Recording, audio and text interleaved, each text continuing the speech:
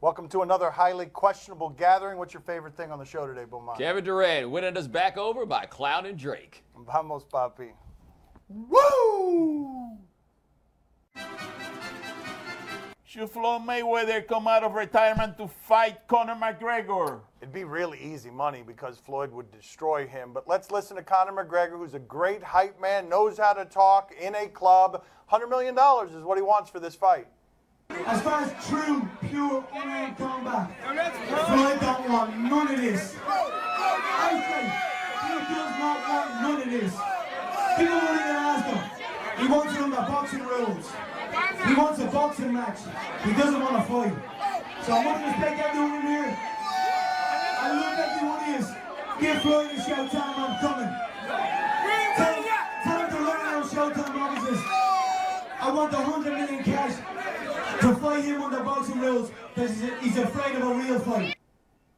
This is a ridiculous, absurd thing that we keep inflating for some reason because both guys are really famous. Keep in mind, Floyd made $300 million for fighting Manny Pacquiao. Doesn't need the money, but it would be easy money because this guy cannot fight that guy at his specialty. He could fight him in a cage. He cannot fight him in a ring. He's not going to be able to box with Floyd Mayweather. This cannot be allowed to happen no matter what. I don't care how entertaining people think it might be. I don't care how lopsided the fight ultimately would be. These times are too tense as it is. Floyd Mayweather, Conor McGregor would tear America apart. Rocky and Apollo almost tore America apart. Larry Holmes and Jerry Cooney actually did tear America apart. It doesn't matter that he's not from America. We cannot have loud, obnoxious Floyd against that loud, obnoxious guy in 2016. We have been through enough already.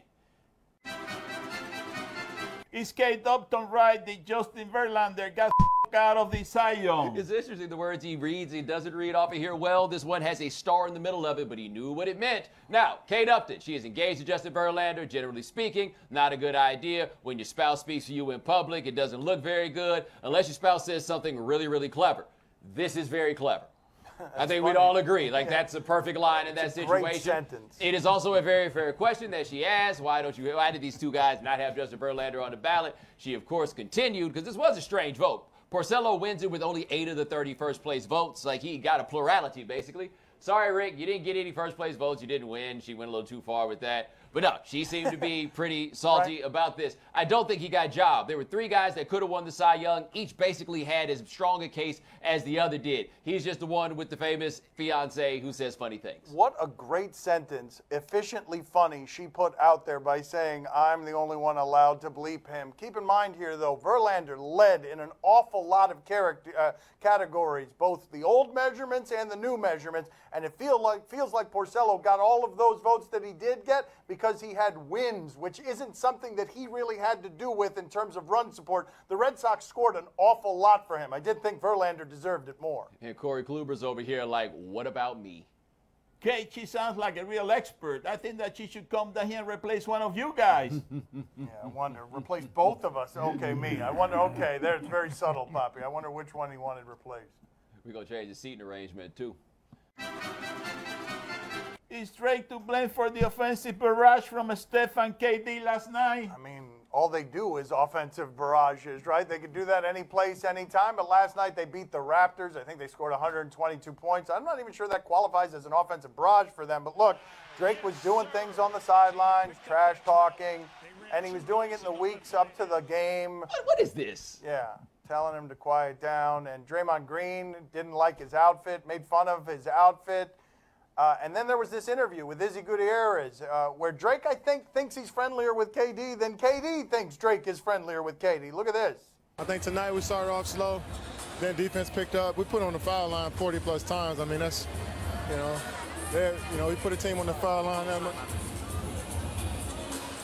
We put a team on the foul line that much, they bound to score a lot. And this was Drake Knight here, and he's the one who just interrupted us. Give me a taste of what the trash talk was like, what the what the interaction was like with your buddy there. I don't give a damn about no damn Drake Knight.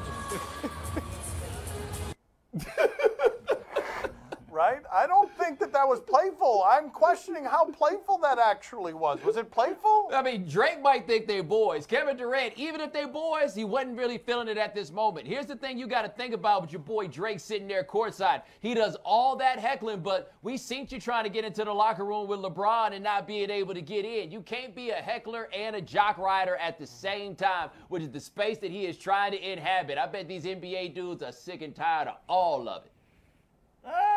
Looks like the Warriors, they got it together, just like I predicted. You know, now KD and Steph Curry and Klay Thompson, they're just, you know, they got it together. You know, Draymond Green and everybody, you know, everybody's coming together now. After the 11 games, you know, I mean, they keep on winning, but LeBron, they're coming after you now. You said they were going to fall apart because Luke Walton wasn't there anymore. Do you think I forgot about that? Yeah, did I say that? Yeah. Is Cam right that there is no need to panic in Carolina? Well, the Panthers are 3-6. They play the Saints tonight on Thursday Night Football, in case you still care about that sort of thing. And that's what Cam Newton's saying. There's no need to panic, even though they're last in their division and they're 2.5 games behind the Falcons. And guess what? He's probably right. The Falcons have such a terrible defense that there's no telling what games left on their schedule they'll lose. If they win this game, the Falcons lose, they're not that far from being on top of that division. Why? Because somebody has to win the damn thing, and it might still be the Panthers. I do feel like this is just a question that's a total contrivance to tell you, hey, Thursday Night Football, there's a game tonight. How do we discuss it between two teams that aren't very good? Cam Newton's really famous, and he said it's not time to panic. If you're 3-6 and you're in last place, you're as desperate can be. If they win, they'll be fine. But if they fall to 3-7, they're kind of, sort of done. Huh? There is a football game tonight, huh? Maybe I'll watch it once I get back from the club. Oh, nice. He's gonna be. What club you going to in by? Miami at 8 o'clock? Look, he does clubs early. You're doing that by your damn self. Special hours for seniors. Special senior hours. 2-for-1 drinks. Coming up next on Highly Questionable. And I walked in the urinal because I had to go to the bathroom. Everybody knows how a men's bathroom works. And to my left walked in Michael Waltrip. To my right walked in Jeff Gordon. And I couldn't pee. My Son's TV show is brought to you by Midas. For brakes, tires, oil, everything. Trust the Midas Tosh.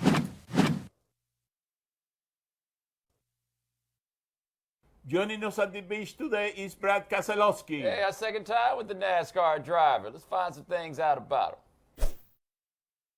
How much trouble did you get into when you were young? Well, I mean, I don't want to overstate it, but yeah, I got in a fair amount of trouble when I was a kid. I got kicked out of school a handful of times. I'd say probably 3 or 4 times. I've never been the type of guy that deals well with authority.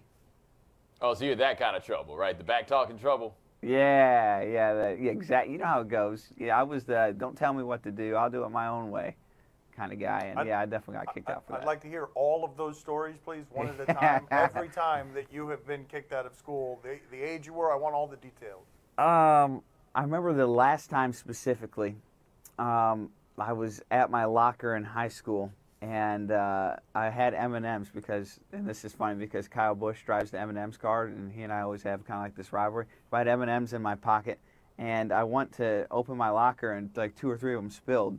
And I looked down at it, and I did like the, but I kept doing what I was doing in my locker. And this teacher walked up behind me like the second after it happened. He tapped me on the shoulder and said, "Pick those up." And I'm still like in my locker working, and I'm like, "I will when I'm ready." Like, total attitude of a teenager in high school. And he said, "No, pick them up right now." And I gave him the don't tell me what to do, I will when I'm ready. And yeah, I got thrown out for insubordination. I'll never forget that one. I did get kicked out a couple times for fighting. I never was really good with dealing with that. So I'm a lot better dealing with anger than I was when I was a kid. But yeah, I used to always pick fights or get in fights when I was younger. Give me the roots of your anti-authority stance. Like, where does that come from? Do you know? I think it comes from my DNA. My parents are very that way. Yeah, my dad always worked for himself, and he never would work for anyone else, and he had his own little mechanic shop that worked on cars. And my mom, she probably wouldn't own up to it, but she's definitely got a little bit in her too. So how's this go when your anti-authority streak meets up with your anti-authority father, who happens to be the authority? I think you can probably answer that one pretty easily. Yeah, we definitely had some arguments growing up, some really good ones. Well, give me something. Put us in the garage, right? Because you worked for him, correct? Yeah. I remember this one time I was about 17 years old, and I ordered some bolts for the car, and I ordered them like I ordered 100 instead of ordering like 5 what we needed, because my thought was, well, we're going to do this deal more than once. We're going to build more than one of these, so I'll just order it in quantity, and we'll save money because I ordered it in quantity. I was 17 years old, and my dad did not agree with that decision at all. So he came in and just started yelling at me, and I had the box of bolts while he was yelling at me, and I just dropped them. And he got so mad at me, he grabbed the box, and as I was walking away, threw it at me. And yeah, I'll never forget that one. That was, that's boys in the garage not getting along. But yeah, I was never really good with that. Who do you enjoy infuriating the most? Anybody I got to win. I don't know if there's one person there. All right, there is a couple people that I enjoy seeing. I was about to say, there's always the guy that cracks easier than the other ones. Let's go. Let's go with outspoken fun guy. Let's go. Give us names. I think Kyle Busch would be the first one to tell you that he and I both like to push each other to the limits. And we had this race this last week in Watkins Glen, New York, and I was leading and he was second. And we had this restart, and we drove down into the corner, and I drove in as hard as I could drive in. And I'm like, I don't know if I'm going to make this corner. I'm going to slide through it. And Kyle was beside me, and he drove like 2 or 3 car lengths even deeper than I did. And we both got to the corner and missed the corner, and him got past. That's how we race each other. I think it's kind of cool as a fan. As a race car driver, like, dang it, if we could just figure out how to work together, we probably both would have, either one of us would have won, and neither of us did. But that's how we are. We push each other to our limits. You like and sometimes being pass. The guy. You like being the guy who does this, correct? You like being the guy who is Absolutely. That's part of the fun by... of racing. It's part of the fun to me in life is pushing things to its limits. In racing, you're always pushing the car. You're pushing every circumstance to its limits. And it's in that small little margin that lies between the limit and failure that you find your best. And that's one of the things I love so much about our sport. Papi, what do you got for Brad? Hey, Brad, what is the most embarrassing thing that has happened to you during a race? In a race or on a race weekend? Well, I like weekend better. Go ahead. Give us the weekend. What do you got Most for us? embarrassing thing that's ever happened to me on a race weekend, hands down, when I was just getting started in racing, and I walked in the urinal because I had to go to the bathroom. Everybody knows how a men's bathroom works. And to my left walked in Michael Waltrip. To my right walked in Jeff Gordon, and I couldn't pee. I got stage fright. Oh, wow. Okay, you got stage fright. I got stage fright. You were starstruck, and the valve stopped. Everything stopped working. Yeah, okay? yeah, it was really early in my racing career. I don't get starstruck anymore, but at that moment, that was the most embarrassing thing that ever happened to me. So did they leave, and you're just still standing there, not peeing? No, Is that what? Yeah, I mean, I actually kind of walked away on my own, like embarrassed. Okay. Yeah, that was pretty embarrassing. Thank you for sharing your embarrassment and other things with us. Was that a good embarrassing story? Yeah, that was good. That was very good. That's excellent. I need a vacation.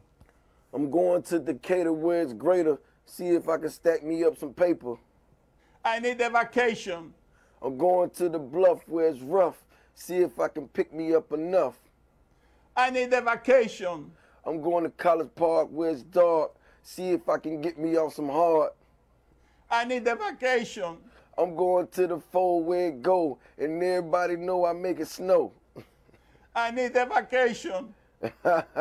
Questionable is broadcast from the Clevelander Hotel on beautiful South Beach, Miami. Time to play the game that is like a warm, sensual breeze caressing your skin. Do you question? You give us topics and events, and we question them. When did breezes become sensual? Do you question the perils of long-distance running? Division III, cross country. This is the Mid-East Regional. And these kids out here doing it for the love of the game and thought they'd never get on television. And I'm betting that one of these kids is on television for all the wrong reasons. What do we have? Perils? Oh, wow. Oh, my God. Dang. Oh, yeah, that's perilous. What are those things? Aggressive. Is that deer? Woo! Didn't even try to get out of the way? I mean, I think I'd rather watch the race involving the deer than the one involving the humans. Boosh! Well, that doesn't just happen to runners. Watch these. Oh, I remember this. Yeah! How about you take some of this right here? And then kept going. Like, just did it to do it. Yeah. There was no reason for the animal to do that. This is how it begins. The animal revolution. Yeah, yeah. All over the place. Yeah, he's right about that. Trying to take over. That's right. He's totally right about that. Have you seen what octopus can do? Do you question Clay's discretion? Klay Thompson is not a terribly interesting interview usually, but he's super relaxed in these circumstances. They beat up Drake, and it's time to celebrate. Look at this. I've said after the last game that the defense will be your guys' first priority of that. So how much are you satisfied with the team's defense today? It was good except for the fouls. He dropped right into cliche mode after showing you, wow, this beer is totally delicious. Except, I mean, I feel like he makes a little too much money to be drinking in that class of the beers. There was nothing Canadian that they had around there. Did you bring that from home? Hey, buddy, you're in all the trade rumors, enjoy what you can now. Drink as much beer as you can. Go for some appetizers. The whole bowl of wax, enjoy it now. They're going to trade Clay for a cooler, better beer. They're going to trade him for an IPA and a #1 pick in 2018. Time to play the game that is feeling kind of woo today. See? Or no? Hell does that mean? You tell us what to watch on television tonight. We'll tell you if we're intrigued or not. Woo! Tonight on ESPN, number 5, Louisville at Houston. I felt like my father's was better than the champs there, don't you? High-scoring game, probably. Let's check in with a Louisville defensive back and how he celebrated a play recently. He wanted Scotty Washington, and Wake turns it over. That's Jair Alexander. What is he doing there? Who is he impersonating? I don't know. And number 22 is right there with him. Bomani, are you intrigued in tonight's game? I don't understand the youth. Like, this just comes up every now and then. It makes me feel older than I actually am. How about you, champ, Nature Boy? What do you got? Nope. Because? I don't have a clue who he is or what he just did. Okay, very good. This is a real entertainer. That wasn't entertainment. How about you, Papi? What about you? Oh, see, I'm very intrigued. Listen, at the beginning of the season, everybody was counting out Tom Herman, I got it wrong. Wait a second. Let me go back. Do it again. Papi, are you intrigued? Oh, see, I'm very intrigued. Listen, at the beginning of the season, everybody thought that Tom Herman was the man to take over the LSU job. He was winning, and now all of this sudden nobody's paying attention to him. Right. Well, I got news for you. He has a hell of a game plan, and tonight he's going to surprise everybody. He's going to roll over Louisville, I'm telling you. I feel like my father's nervous around a monster entertainer here, right? That's what's happening? Woo! Okay, very good. On Root Sports Southwest, Trailblazers and Rockets. I'm enjoying watching the Rockets play basketball. My father yesterday said Capella was going to be in the difference in last night's game. Capella is what he ended up calling him. He's not Capella. He's from Congo, I think. Here is Capella being the difference at the end of this game, right? Okay, how about some of that for Capella? There it is. Yeah, all right. Very good. Bomani, are you intrigued? The Trailblazers played in this game, and every day when I think about the Trailblazers, ESPN called me to produce or direct the ESPN 30 for 30 on the Jailblazers. I feel like the world needs that. We need to do that immediately. How about you, Rick? How about you, Champ? He promised a left-handed dunk, and he got it in. Yes, left-handed dunk. That's not easy to do. Nope. Papi, what about you? Are you intrigued? See, I'm very intrigued. Capella is coming back tonight, boy. He's going to go after Damian Lillard. He's going to make him look real bad tonight. Capella is going to be the man of the hour again. He's going to push, the Rockets over the top. Capella. I was just up by 1 day, though. That's right. The prediction was a little early. He's such a visionary that he saw it a day early. On Animal Planet, Monsters Inside Me. Oh, for the love of God. Yeah, right? Does this look as funny as I think it looks, by the way? I feel like y'all are embarrassing me in front of Nate. Let's see what we've got here. Against doctor's orders, Rachel Franklin has just squeezed the pus out of her son Paul's infected wound. And out pops a mysterious black object. We were just both shocked. I thought it was a rock or something, but whatever it was just came right out in one piece. I'm peering at this object, and it just had a strange look about it. And then I realized it's not a rock. It has whorls on it. And I turn it over, and I think I might have even just laughed out loud. I said, Paul, this is a snail. It's a freaking snail.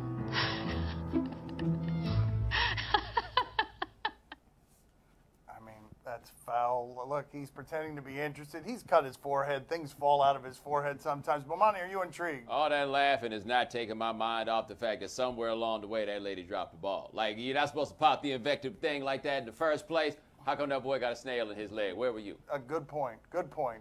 Rick, what about you? Are you intrigued? I just want to say, and people think that I'm strange. Right. I mean, right. That may be the strangest thing I've ever seen in my life. Right. He's recusing himself from even answering I the have question. no issues. Okay. Papi, are you intrigued? I don't know what to say. Okay, none of us know what to say. Do you know how hard it is to make both of these guys speechless? Like, do you know how hard that is? That's all the time we have for today. Thank you for watching. We'll talk to you tomorrow. Thanks for watching. Gracias. See you mañana. Love you. Woo! Woo! Good show, Rick. Thank you, sir. Oh, no. I always got the rookies. Oh, my God.